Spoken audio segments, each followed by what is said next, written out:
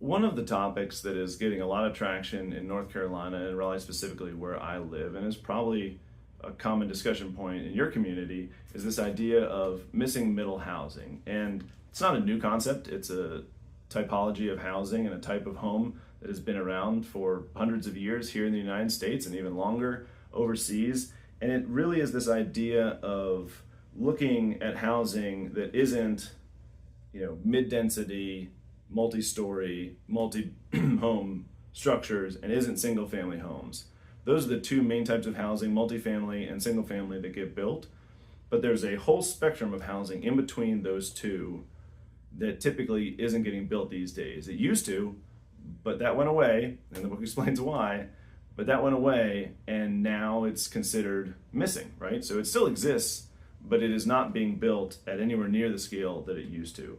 So this is a book, Missing Middle Housing, Thinking Big and Building Small to respond to today's housing crisis, that I picked up a few years ago. It came out in 2020, and it's by Daniel Parolek, who is an architect by trade, runs a firm called Opticos, and is largely credited as coming up with the term missing middle housing.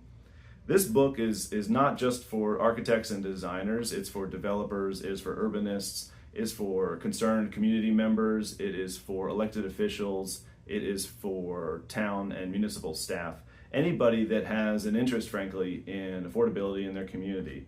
And the way they break it down, I think, is really key to the discussion, where he goes through kind of chunk by chunk and talks about what is missing middle housing. Why does the lack of middle housing matter? What has changed in recent years or in the past decades to bring us to this situation? What has changed from a demographic perspective that really creates a sense of urgency around why this type of housing is important and valuable? He brings up a case for the missing middle affordability solution. So how can this type of housing impact affordability in your community?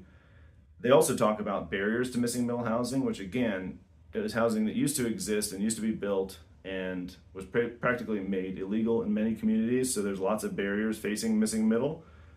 And then it goes through and showcases a bunch of different types of missing middle housing.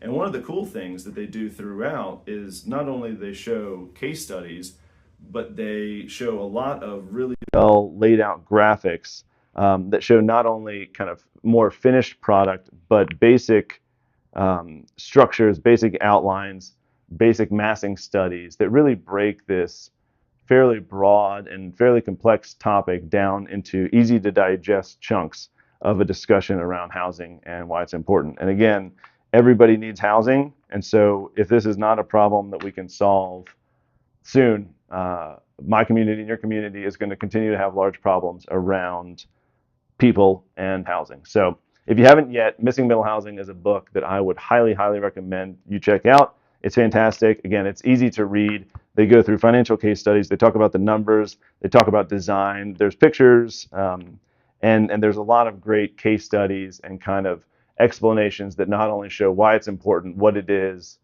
what's stopping it from being built today, and what would need to change for some of this housing to come to your community in the future.